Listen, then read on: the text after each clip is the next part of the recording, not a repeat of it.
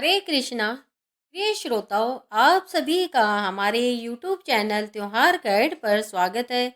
सभी साथियों को जया एकादशी व्रत की बहुत बहुत शुभकामनाएं। जया एकादशी माघ मास के शुक्ल पक्ष की एकादशी को मनाई जाती है। यह व्रत भगवान श्री विष्णु को समर्पित होता है और इसे बहुत पुण्यदायक व मोक्षदायी माना गया है। शास्त्रों के अनुसार इस एकादशी का व्रत भूत प्रेत बाधा भय और पापों से मुक्ति दिलाने वाला माना गया है। जय एकादशी का व्रत करने से हजारों अश्वमेघ यज्ञों के बराबर पुण्य प्राप्त होता है। प्रिय साथियों, कथा को अंत तक अवश्य सुने। यह कथा है एक ऐसी गांव की जहां जीवन की डोर प्रकृति के हाथों में थी और आस्था की जड़ें माटी से भी गहरी थी। यह कथा है उस समय की जब रिश्तों की पवित्रता और प्रेम की शक्ति किसी भी दुख से बड़ी मानी जाती थी। यह कथा है उस माँ की जिसके हृदय का हर स्पंदन अपने बिगड़ैल बेटे के लिए धड़कता था, भले ही वह बेटा उसे केवल तिरस्कार और अपमान ही क्यों ना देता रहा हो। सूर्योदय के पहले ही अभी पूरब में लाली भी ठीक से फूटती नहीं थी कि गांव की सबसे पुरानी कुटिया से एक धुंधली सी परछाई निकल आती। यह थी यशोदा, एक ऐसी स्त्री जिसकी जिंदगी का हर पल अभावों और संघर्षों की स्याही से लिखा गया था। उसकी झुर्रियों भरे चेहरे पर समय की गहरी लकीरों के बीच भी एक शांत अविचल दृढ़ता झलकती थी और उसकी आंखों में एक अथाह पीड़ा के साथ एक अनंत प्रेम का सागर लहराता था। उसके पति को गए वर्षों हो चुके थे। उसे और उसके छोटे से गोपाल को बेसहारा छोड़कर तब से लेकर आज तक यशोदा ने हर चुनौती का सामना किया था, केवल अपने इकलौते बेटे गोपाल के लिए। गोपाल, आहा, यह नाम कभी उसके होठों पर एक मधुर गीत बनकर आता था, कभी उसकी आंखों में आशा का दीप जलाता था। जब गोपाल छोटा था तो वो कितना प्यारा था, छोटे छोटे हाथों से माँ की साड़ी का पल्लू पकड़कर घूमता, उसकी हर बात मानता और अपनी तोतली जुबान से माँ माँ पुकारते ही यशोदा का सारा दिन का दुख काफूर हो जाता।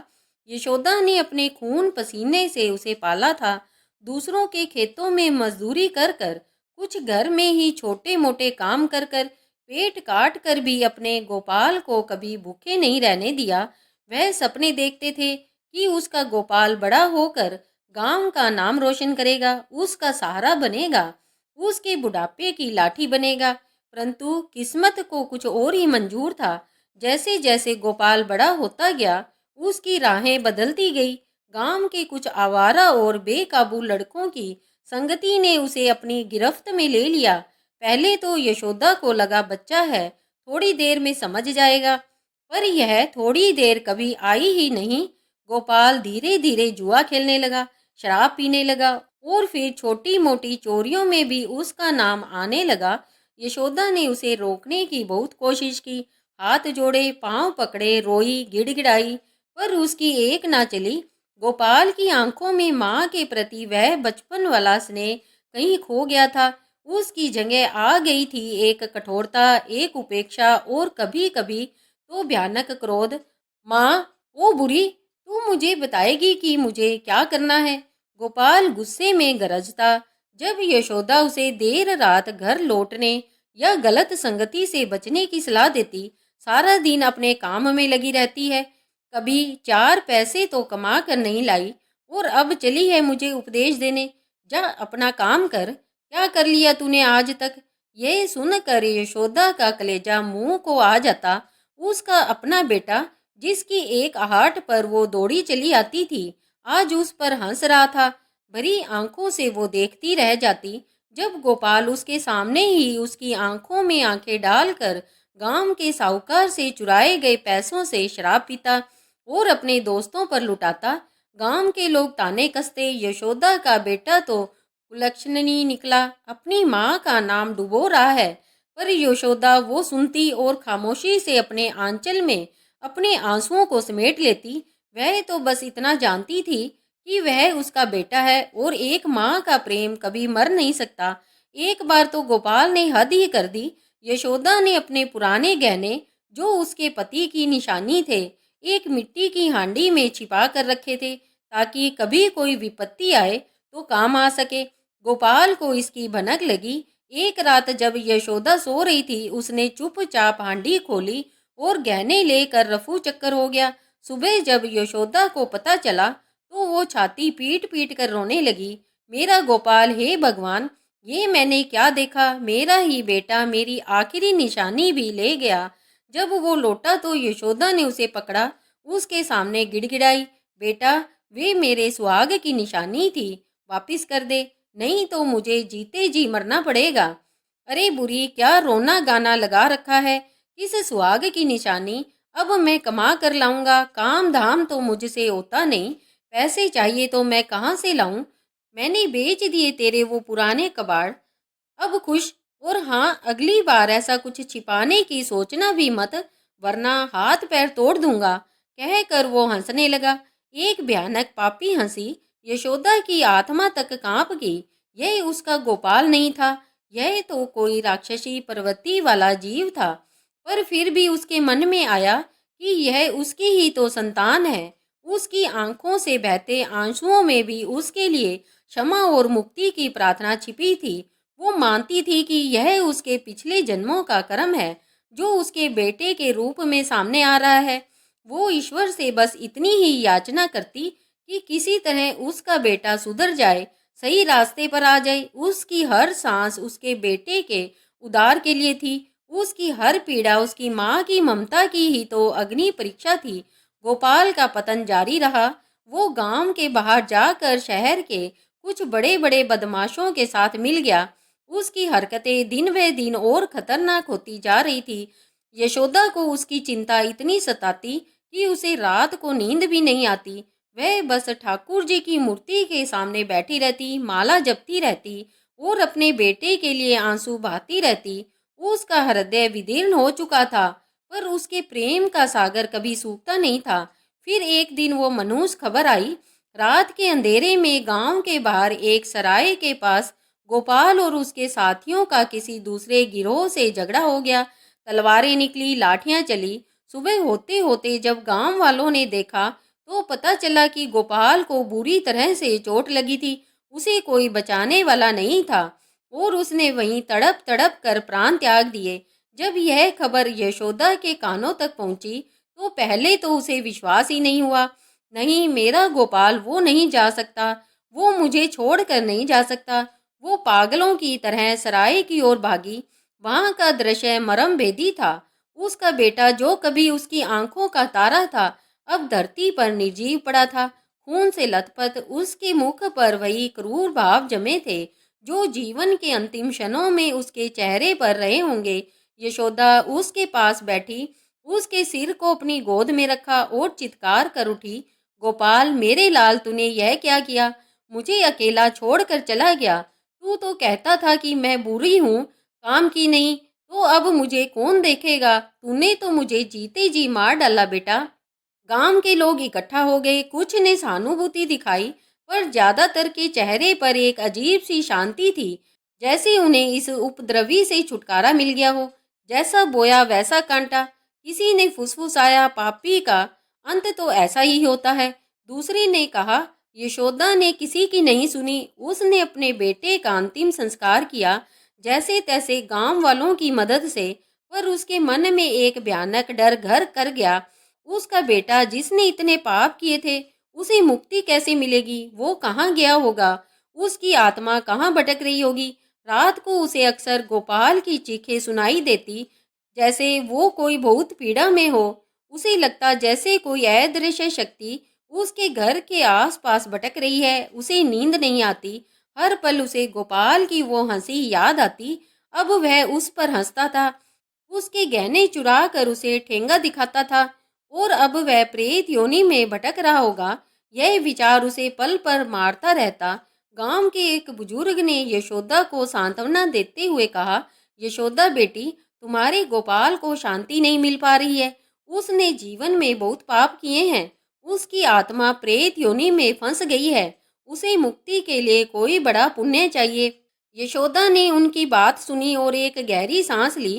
तो क्या तो क्या मेरा गोपाल कभी मुक्त नहीं होगा बाबा? बुजुर्ग ने कहा, नहीं बेटी, ऐसा क्यों? माँ के प्रेम से बड़ा कोई पुण्य नहीं होता।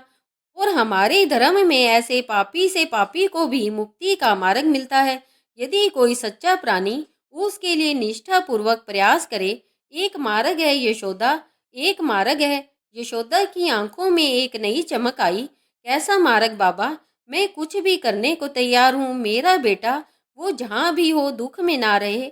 बुजुर्ग ने अपनी सफेद दाढ़ी पर हाथ फेरते हुए कहा, माघ मास की जया एकादशी, यह एकादशी बहुत शक्तिशाली मानी जाती है। यशोदा, यह सभी पापों का नाश करती है और प्रेत योनि में भटकी हुई आत्माओं को भी मुक्ति दिलाती है। यदि कोई व्यक्ति, विशेषकर माँ, अपने पुत्र के लिए इस व्रत को सच्चे मन से, पूर्ण श्रद्धा और निष्ठा के साथ करे, तो भगवान विष्णु अवश्य उसकी प्रार्थना स्वीकार करते हैं। जया एकादशी, यह नाम यशोदा के कानों में अमृत घोल गया।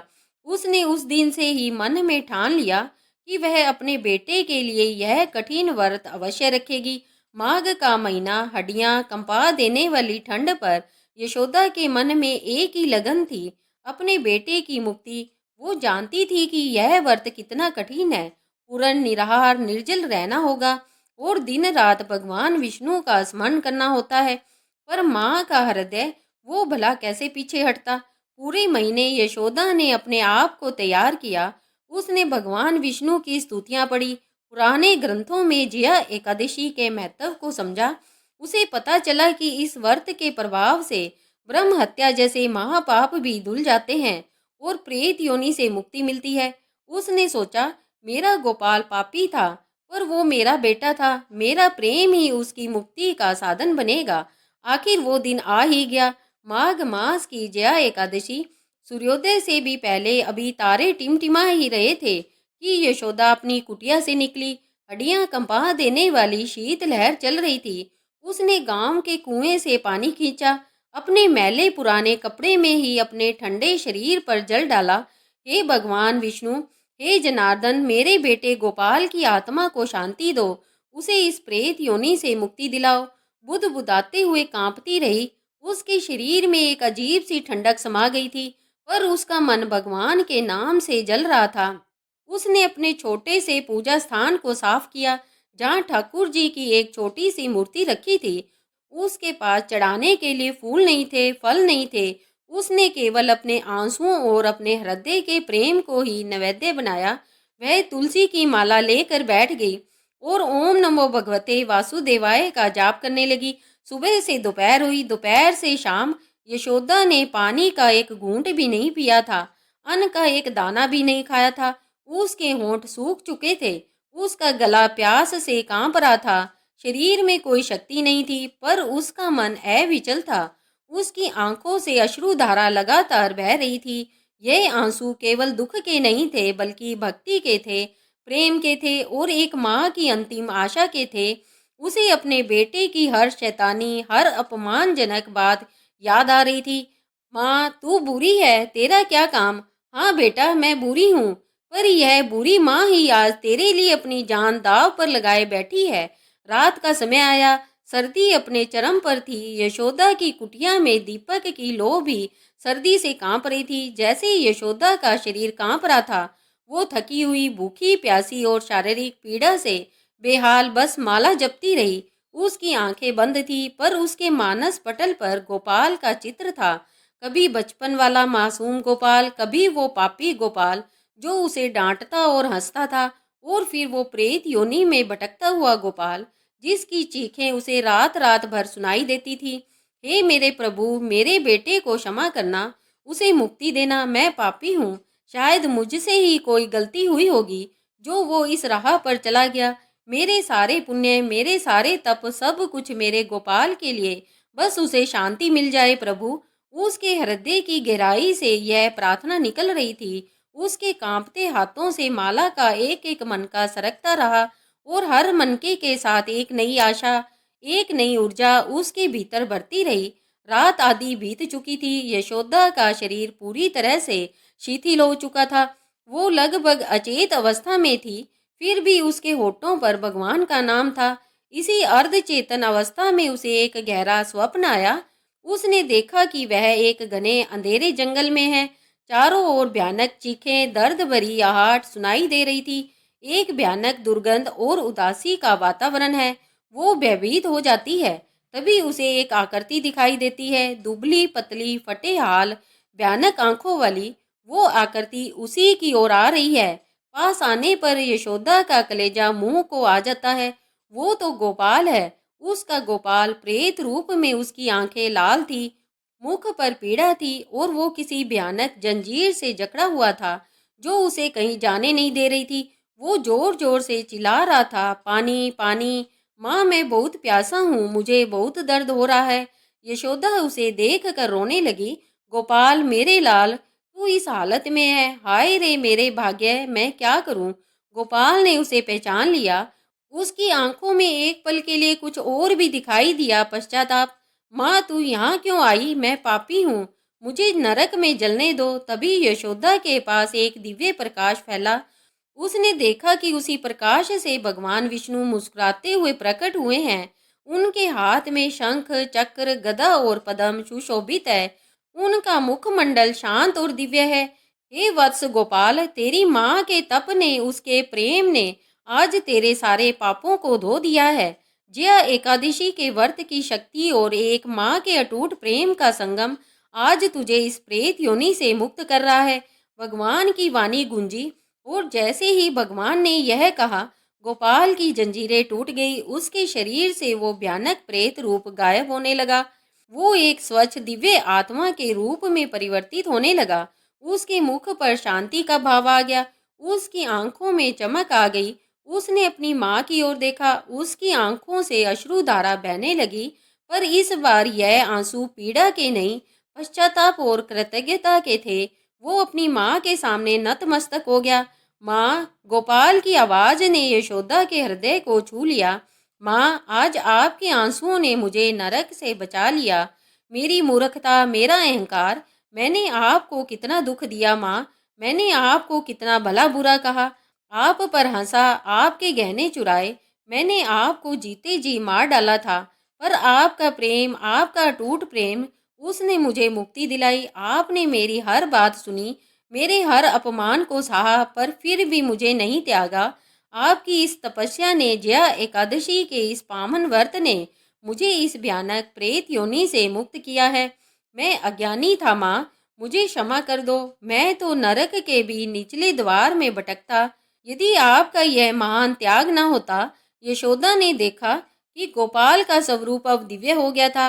वह एक तेजोमय आत्मा के रूप में उसके सामने खड़ा है और धीरे धीरे ऊपर प्रकाश की ओर उठ रहा है। उसने अपनी माँ को अंतिम बार प्रणाम किया और कहा, जय हो माँ, जय हो जया एकादशी। मैं अब मुक्ति की ओर जा रहा हूँ माँ, अब मुझे कोई कष्ट नहीं। और फिर वो प्रकाश में विलीन हो गया। यशोदा की आंखें खुल गई। वो पसीने से तर थी और उसके मुख पर अश्रुधारा बह रही थी, पर यह आंसू दुख के नहीं थे। यह आंसू थे असीम शांति के, परम संतोष के और मुक्ति के, आनंद के। उसका हृदय हल्का हो गया था, जैसे बरसों का बोझ उतर गया हो।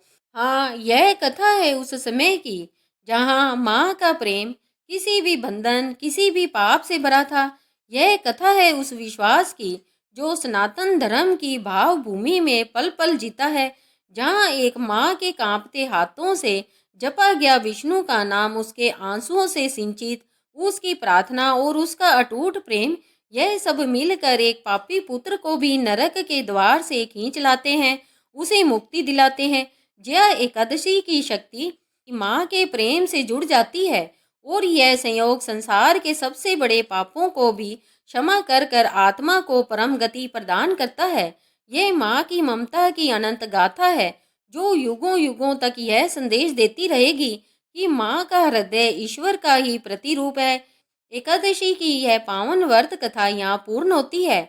हम सभी माता जया एकादशी के चरणों में प्रार्थना करते हैं कि उनकी दिव्य कृपा सदा आप सब पर बनी रहे। जय श्री हरि, जय हो माता जया एकादशी। प्रिय श्रोताओं, तो यह थी जया एकादशी की व्रत कथा। यह कथा आपको कैसी लगी? उम्मीद है कि आपको यह कथा पसंद आई होगी। यदि आप सभी को यह कथा पसंद आई है तो इस वीडियो को लाइक करें और इसे अपने परिवारजनों एवं दोस्तों के साथ शेयर करें ताकि वे भी इस पावन कथा को श्रवण कर सके। यदि आप हमारे चैनल पर नए हैं या अभी तक जुड़े नहीं हैं तो हमारे चैनल त्योहार गाइड को सब्सक्राइब करिए और नोटिफिकेशन ऑन कर रखिए ताकि कोई भी नई वीडियो अपलोड होते ही उसका नोटिफिकेशन आप तक पहुंच सके। इस वीडियो को अंत तक देखने के लिए आप सभी का धन्यवाद। हरे कृष्णा हरे कृष्णा हरे कृष्णा।